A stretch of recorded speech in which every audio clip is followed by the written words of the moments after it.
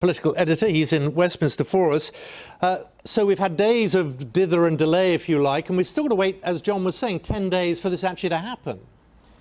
Yeah, the policy has not had the greatest lift-off, has it? We had the sort of mixed messages over the weekend. The police are not thrilled because they say they don't actually have the power to detain people for not wearing masks in shops, and they don't really want to be policing stores in the high street. Some traders are a bit iffy. They fear it might deter people going back into shops, particularly younger shoppers. The opposition parties are saying, what are you waiting for? Let's just get on with it. Delaying until a week on Friday just fuels the uncertainty. And there's a general sense that we've frankly been behind the curve. Other countries have got on with it. So the Czech Republic introduced mandatory masks in shops in March, Germany in April.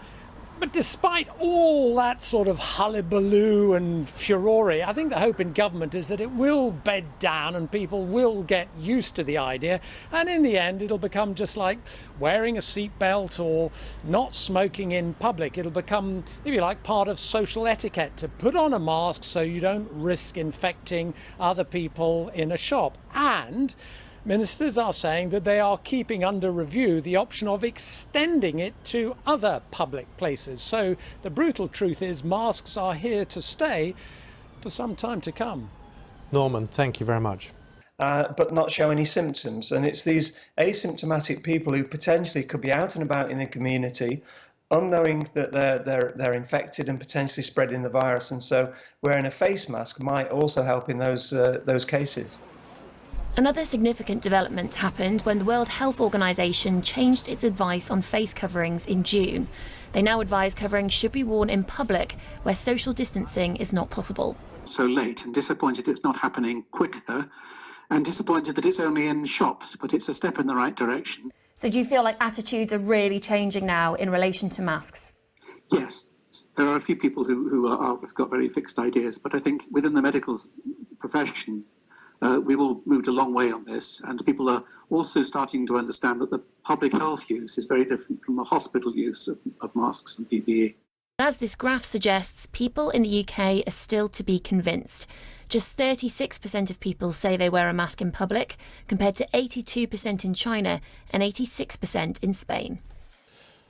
So, what do shop owners and members of the public think about the new rule? John Kay is in Taunton in Somerset finding out.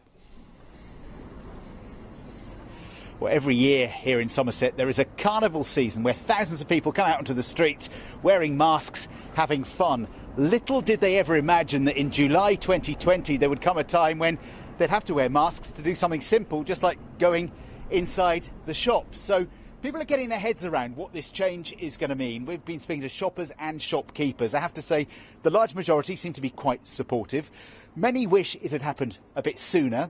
But some still have real questions about how this is all going to work. Customer or I don't know. That's a bit iffy. I feel like I'm passing out. I can't get the air in. Doreen has a lung disease and says she struggles to breathe if her face is covered. She wants 10 days to prepare. John Kay, BBC News, Taunton. Young. In 10 days' time, shoppers in England will have to wear face masks. From July the 24th, it'll be mandatory with a £100 fine for people who refuse. But police representatives say it'll be impossible for officers to enforce, and they want shopkeepers to refuse entry to those who don't comply. Labour said the government's approach to masks has been slow and muddled. In Scotland, wearing masks in shops is already compulsory. Our political correspondent Chris Mason reports. Put that on. The masked politician has become a more regular sight in the last few days. The Health Secretary, the Home Secretary, the Prime Minister as well. And in England, from a week on Friday, you'll need a face covering to go shopping. A lot of people have already been wearing masks. It's been mandatory on public transport, so people have been definitely doing that since June.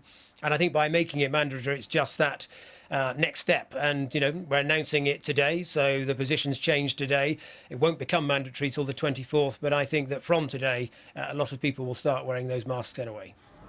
Why is it going to take a week and a bit for this to become compulsory, though? Shops will need to put up signs to remind us. But do they need that long to get ready? Yes, I think it is important that we all have time to prepare, whether that's The retailers needing to look at the signs that are just being highlighted there to make sure that staff have had the right training, whether it's us all as members of the public have got our stock of masks at the ready. People who refuse to put on a face covering could be fined up to £100, but the police hope it won't come to that because... Well, it would be a very difficult response from the police, as you can imagine, because we're talking about private premises. And what we need is shopkeepers to come on board fully and say quite clearly in their shop windows, etc., no mask, no entry. It's as simple as that, because for us to enforce what you're talking about, I would imagine will be nigh on impossible. Policy on face coverings in England is decided by the government here at Westminster, but Scotland, Wales and Northern Ireland make their own decisions. In Northern Ireland, you have to wear one of these things on public transport, but not in shops. In Wales, you don't have to wear one in a shop either, but you will have to on public transport from a week on Monday. But in Scotland, it's been compulsory since last Friday to cover your nose and mouth in shops, as well as on public transport. Labour say the change in England is well overdue. The evidence, not just from the experts, but the experience from around the world, not just Scotland, Germany, Spain, Italy, Vietnam, other countries across Europe and the globe, shows this can make a difference. Another thing to remember then when you head out: your keys, your phone, your money and your mask. Chris Mason, BBC News.